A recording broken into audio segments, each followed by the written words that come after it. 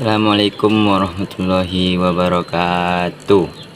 Perkenalkan, nama saya Wahyu Imdad Fahmi Azizi, NIM 1231 1610 547 dari jurusan Bimbingan Konseling Pendidikan Islam.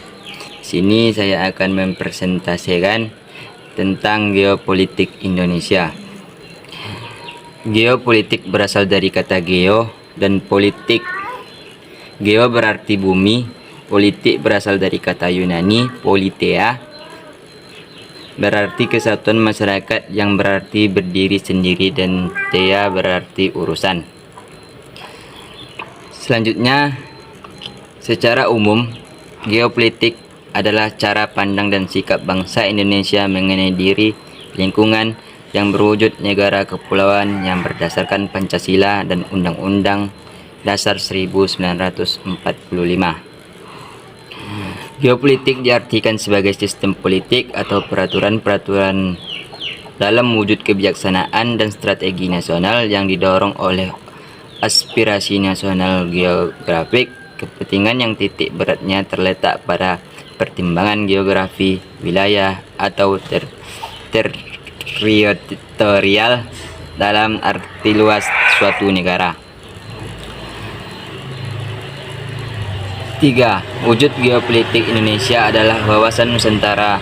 Hal ini dipahami berdasarkan pengertian bahwa dalam wawasan Nusantara terkandung konsepsi geopolitik Indonesia, yaitu unsur ruang yang kini berkembang tidak saja secara fisik geografis, melainkan dalam pengertian secara keseluruhan.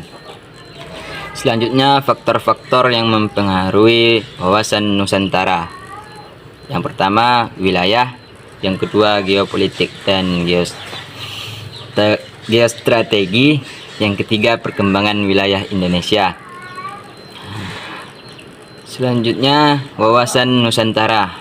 Konsep dasar wawasan Nusantara: pemerintah dan rakyat memerlukan konsepsi berupa wawasan nasional untuk menyelenggarakan kehidupannya. Wawasan ini dimaksudkan untuk menjamin kelangsungan hidup, keutuhan wilayah, serta jati diri kehidupan suatu bangsa dan negara senantiasa dipengaruhi oleh perkembangan lingkungan strategis. Selanjutnya, konsep geopolitik. Yang pertama, persatuan dan kesatuan. Yang kedua, konsep Bhinneka Tunggal Ika. Yang ketiga, konsep kebangsaan. Yang keempat, konsep negara kebangsaan. Yang kelima, konsep negara kepulauan. Dan yang terakhir adalah konsep geopolitik. Latar belakang dari wawasan Nusantara yaitu ada 4. Yang pertama, falsafah Pancasila. Yang kedua, aspek kewilayahan Nusantara. Yang ketiga, aspek sosial budaya. Yang keempat, aspek kesejahteraan. Selanjutnya, kedudukan wawasan Nusantara. Yang pertama, Pancasila. Yang kedua, wawasan nasional. Yang ketiga, Undang-Undang Dasar 1945. Yang kelima, ketahanan nasional.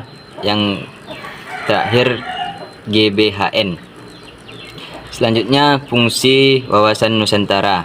Wawasan Nusantara memiliki fungsi sebagai pedoman, dorongan, rambu-rambu, serta motivasi dalam menentukan segala kebijakan, perbuatan, keputusan, dan tindakan bagi penyelenggaraan negara dalam kehidupan bermasyarakat, berbangsa, dan bernegara.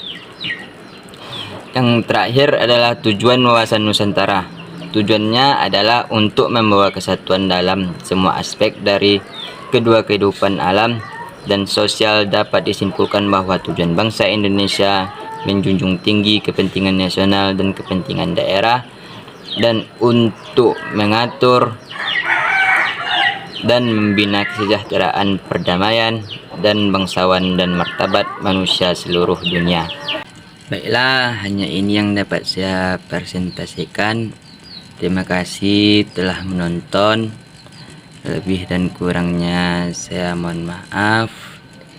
Jika benarnya itu datang dari Allah dan salahnya itu dari kebodohan saya sendiri. Wabillahi taufiq wal hidayah. Assalamualaikum warahmatullahi wabarakatuh.